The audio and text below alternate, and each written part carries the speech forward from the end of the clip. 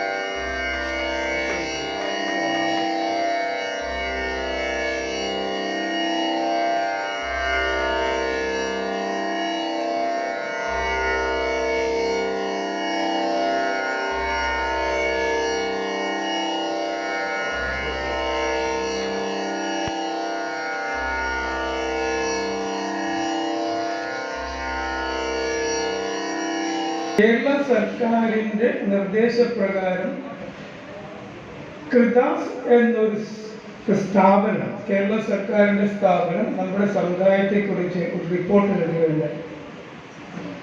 ആ report the ഗണക എന്നാണ് റിപ്പോർട്ടിന്റെ പേര്.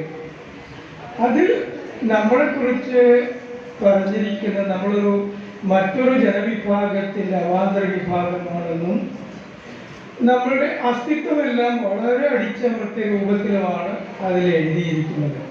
ഇത് ഇവിടെ പറയാൻ കാര്യമുണ്ട്. തദവസരത്തിൽ കളരി.comന്റെ ബാനറിൽ കേരളത്തിന് അകത്തും പുറത്തും ഇന്ത്യക്ക് പുറത്തുള്ള എല്ലാ സംഘടനകളെയും ഞാൻ റിപ്പോർട്ട് വായിക്കുകയും പഠിക്കുകയും വിശകലനം ചെയ്യുകയും ചെയ്തതിനു ശേഷം എല്ലാ സംഘടനകളെയും ഞാൻ പ്രസ്തുത വിവരം വിശദമായി എഴുതി അറിയിക്കുകയുണ്ടായി.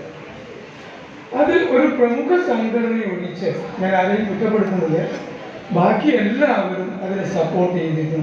അതിൽ KKPS തൃപ്രയാർ സംഘടനയും ഉണ്ടായിരുന്നു എന്ന് പറയാൻ വളരെ സന്തോഷം തോന്നുന്നു. നിങ്ങൾ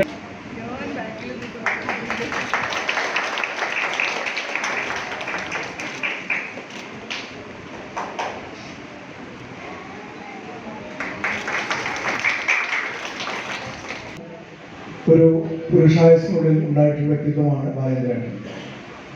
ബാലചന്ദ്രൻ എന്ന് പറയുന്ന വ്യക്തി നേരത്തെ പറഞ്ഞതുപോലെ കലഹപ്രിയനായിരുന്നു എന്ന് പറയും.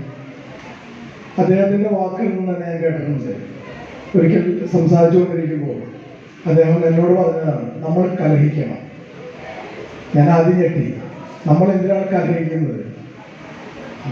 നമ്മൾ കലഹിക്കണം. അദ്ദേഹം അതിൻ്റെ ശരിയായിട്ടുള്ള രീതിയിലാണ് അദ്ദേഹം എടുക്കുന്നത്.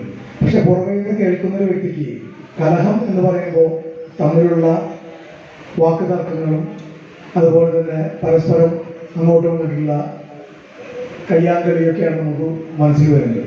പക്ഷെ അദ്ദേഹം ഉദ്ദേശിക്കുന്നതല്ല. അദ്ദേഹം ഉദ്ദേശിക്കുന്നത് വാക്കുകളാൽ അല്ലെങ്കിൽ നമ്മളുടെ അടിസ്ഥാനപരമായ അക്ഷരങ്ങളിൽ കൂടി ആ വ്യക്തിയുടെ അഭിപ്രായങ്ങൾ മുന്നോട്ട് വരുവാനും ആ സംസാരങ്ങൾ കൂടി തന്നെ അതിനൊരു അറിവ് വരുത്താനും കൃത്യമായിട്ടുള്ള തീരുമാനങ്ങളിലേക്ക് എത്തിച്ചേരാനുള്ള ഒരു പ്രാഗൽഭ്യം ഒരു വ്യക്തിക്ക് ഉണ്ടാവണം എന്നാണ് പറയുന്നത്. അതാണ് അദ്ദേഹം കലഹിക്കണം എന്ന് പറയുന്നത്. കലഹത്തിലൂടെ മാത്രമേ ഒരു തീരുമാനം ഉണ്ടാവുള്ളൂ എന്നാണ് അദ്ദേഹം പറയുന്നത്. ഒരു പക്ഷേ ഏറ്റവും കൂടുതൽ തെറ്റിദ്ധരിക്കപ്പെട്ട ഒരു വ്യക്തിത്വം കൂടിയായിരിക്കണം ബാലചന്ദ്രൻ.